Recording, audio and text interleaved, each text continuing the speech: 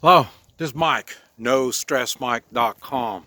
I want to talk a little bit more about, this draining the swamp. Um, there's only one way that I'm aware of, anyway, that the swamp can be drained. And that's going to be with the prosecution of all those that have committed crimes in the way of elected officials and those in the, I don't know if you call those deep state or why. It's the people that work in government that aren't thrown out. They're not elected. They got a job, and they're working their job, and now they're trying to make things go what they think is the way things are supposed to be instead of those that we've elected. Uh, all these people need to, I don't want to say, I'd like to say they all need to be punished, but the reality is they're not all going to be punished.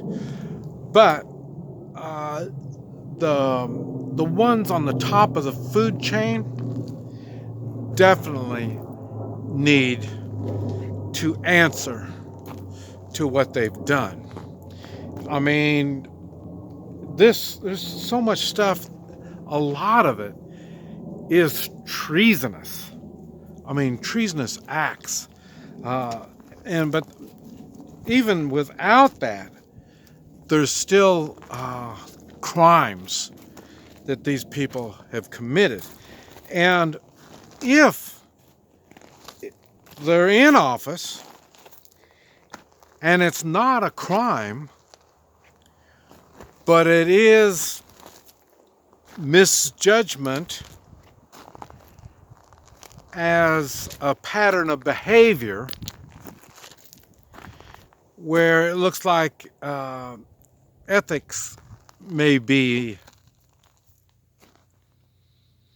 abused, then these people need to be out, if not prosecuted. It depends on what it is that they've done. And the thing is, you got to remember, the Democrats and Republicans, they've got this agreement going on. We won't investigate you, and you don't investigate us. And they find that agreement has been working very well for them for a long time. And the thing is, it's working so well now. I say they just completely abuse the system. They know the system. That's what the term limit stuff is good for. It takes you a couple terms probably to learn the ins and outs and how to deceive and screw over the American public. And that's why the term limit thing is it needs to be, that would really be nice. But that would call for a constitution, an amendment to the Constitution. And we're right back to what's to motivate them to do something like that. I mean, that would be something as silly as stopping their automatic increases in pay, their retirement, their hospitalization, and this type of stuff. Even though I think those would all be really good. For one thing, personally, I've decided that you can't take normal people off the street and put them into elected positions. And the reason is uh, they're looking for a job. That's what they're looking for. They're looking to make money. So, in other words, if it's somebody that has been able to do something with their life, they're not in debt or in a little bit of debt, you know, this type of stuff, and has accomplished things in their lives, this is something that I could see would be someone that should be holding office. And probably in most of my lifetime, there's been very few of those type of people. So, in other words, they've never accomplished. So now we want them to look over our lives. That doesn't sound right, does it? I mean, if they can't even accomplish something, why would I want them trying to guide my life?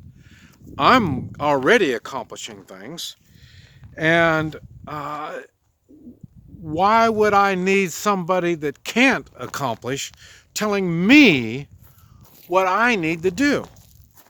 And like I say, they're doing bad things while they're in office.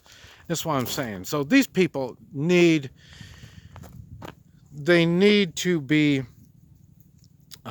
investigated on both sides or all sides. And now this is something that probably history won't say a lot of, but in the way of President Trump, you know, he's not a Democrat, and the Republicans didn't even back him up. So when he got in, I mean, it was Republicans, Democrats, and him. So, so this is what I'm saying. He didn't get in to look for a job or to make money. That's the kind of people we need to tell us what we need to do. People that have already gone through this stuff. And that is something that we all need to think of. This is Mike. NoStressMike.com.